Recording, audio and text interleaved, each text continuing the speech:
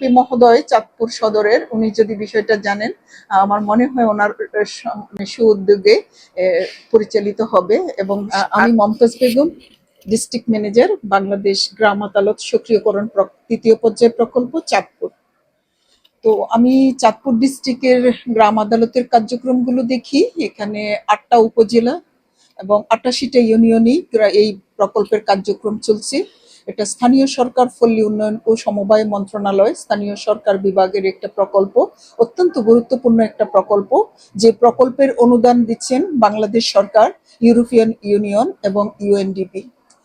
সারা বাংলাদেশেই চলছে, পার্বত্য 3টি জেলা ব্যতীত বাকি 61 জেলা একযোগে চলছে, সেক্ষেত্রে চাঁদপুরও চলছে। তো চাঁদপুরের যদি চিত্র আমি বলতে চাই, গ্রাম আদালত আমাদের 8টা উপজেলায় মোটামুটি ভালোই চলে। 5ই আগস্টের পর থেকে কিছু একটা ধাক্কা খেয়েছি আমরা এই প্রকল্পের ক্ষেত্রে।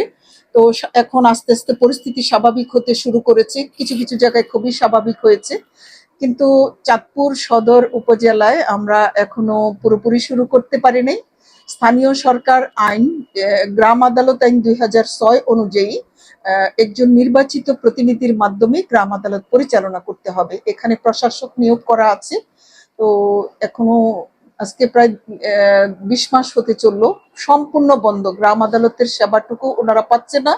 যেই সেবকরা সেবা নিতে আসে, মাঝে মাঝে আমাকে খোঁজ করলে আমি এগুলো লিগ্যাল এইড সার্ভিস ওখানে আমি রেফার করি ওনাদের সেবাটা নিশ্চিত করার জন্য।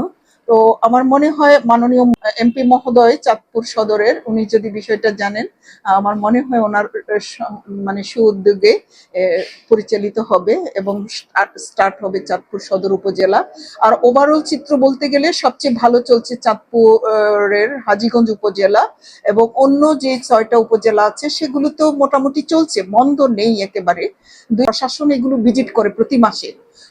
মাননীয় জেলা প্রশাসক মহোদয়, মাননীয় ডিডিএলজি মহোদয়, এডিসি জেনারেল যিনি বর্তমানে দায়িত্বে আছেন, এবং প্রত্যেক উপজেলা নির্বাহী অফিসার মহোদয়গণ পরিদর্শন করে ওইগুলোকে সচল করতে পেরেছেন এবং সচল হয়েছে।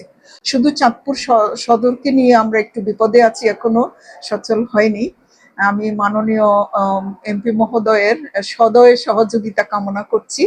মহোদয় যদি জানতে পারে, আমার মনে হয় যে এটা খুব দ্রুতই সমাধান হয়ে যাবে এবং চাঁদপুর সদর উপজেলার দরিদ্র অসহায় জনগোষ্ঠী তাদের বিচার ব্যবস্থা পাবে। দরিদ্র জনগোষ্ঠীর বিচারিক সেবাটুকু নিশ্চিত করা, সেখানে ফৌজদারি মামলার ফি 10 টাকা এবং দেওয়ানি মামলার ফি হচ্ছে 20 টাকা। এইটুকুই তাদের খরচ, এর বাইরে তাদের কোনো খরচ নেই।